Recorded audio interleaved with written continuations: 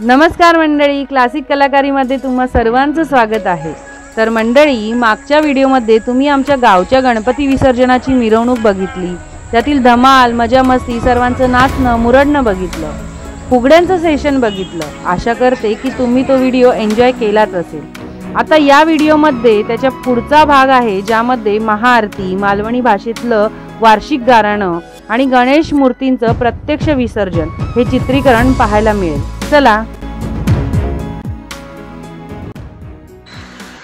तर असं मुख्य रस्त्यापासून घनदाट झाडीमधून खाली उतरत जावं लागतं। घनदाट जंगलासारखा हा परिसर मोठ्या मोठ्या झाडांनी व्यापलेला आहे। आमच्या गावची नदी इथून जवळच असली तरी पूर्वंपार चालीरीतीप्रमाणे आम्हाला इथे असलेल्या एका ओवळामधील, अर्थातच कोकणातल्या व्हाळामधील पाण्याच्या खोलगट कुंडामध्ये गणेश विसर्जन करावे लागते। हा परिसर वर्षाच्या 12ही महिने थंडगार असतो, कारण इथे कडक उन्हाळ्यातही थोडाफार पाण्याचा प्रवाह कुंडामध्ये असतो। आमच्या गावी या भागाला पानकोंड म्हणून ओळखलं जातं, म्हणजेच पाण्याची कोंड किंवा कुंड। त्याचा एक सेपरेट व्हिडिओ मी नक्की बनवून अपलोड करेन। प्रत्येक जण आपापला गणपती डोक्यावर घेऊन सावकाश काळजी घेऊन या पानकोंडीच्या ठिकाणी येतो। इथे शासनातर्फे गणेश घाट म्हणून सपाट जागा करून दिलेली आहे आणि पाण्याचे कुंड सुद्धा चौकोनी बांधून दिलेला आहे।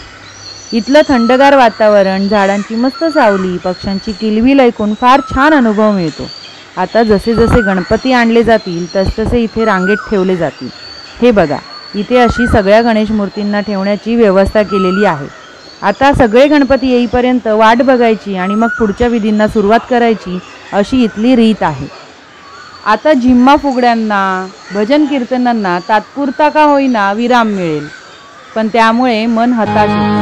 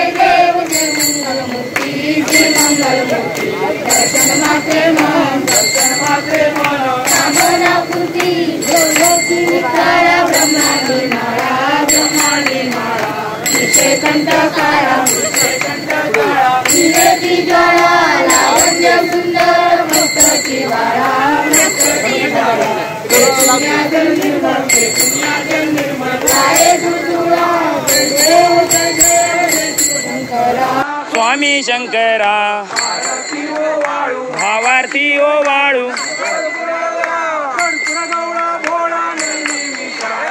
नैनी विशाळा, अर्धांगी पार्वती, शीतकंठ निळा, ऐसा शंकर शोभे। जय देव जय देव स्वामी शंकरा भावार्थी ओ वाळू। मंथन पै केले त्या माझी अवचित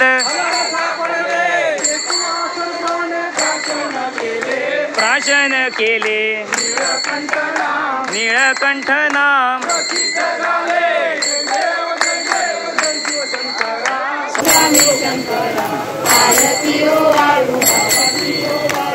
कर्पूर गौरा सुंदर वदनारी पंचानन सुखकारी कोटी देवी वाटे उच्चारी कोटी राम माता अंजली देव शंकरा स्वामी शंकरा आरती ओ आळू कर्पूर गौरा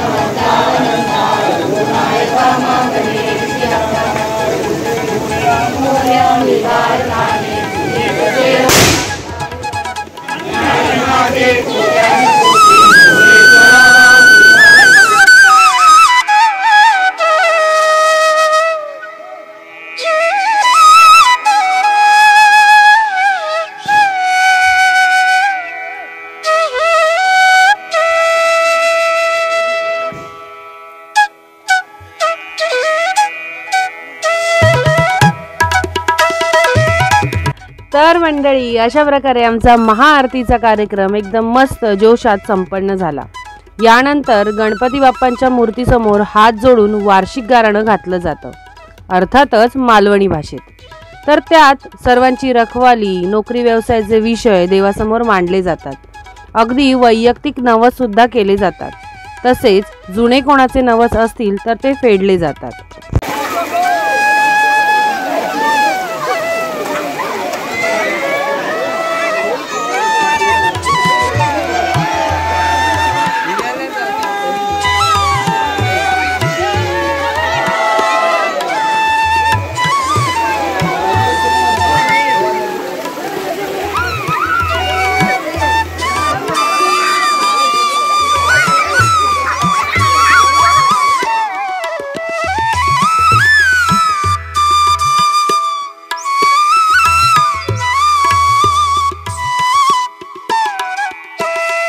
साधारण 10 दिवस म्हणजेच अनंत चतुर्दशीपर्यंत धूमधडाक्यात गणेशोत्सव साजरा करून झाल्यावर, गणपती बाप्पांची सेवा करून झाल्यावर त्यांच्या मूर्तींचं असं विसर्जन होतं ते बघून मन खिन्न होतं. तो जणू आपल्या घरातीलच एक सदस्य आहे असं जाणवू लागतं. त्याची घरातील ती जागा रिकामी होते. ते बघून मन उदास होतं. शहरातील चाकरमानी मंडळी परतू लागतात, गावं रिकामी होतात. पण हे सगळं अपरिहार्य असतं. मग पुढच्या वर्षीच्या नवनवीन योजना आकार घेऊ लागतात. तुर्तास इतकंच. तर आमच्या चॅनलला सबस्क्राईब करा, शेअर करा आणि आपापल्या प्रतिक्रिया कळवा. धन्यवाद.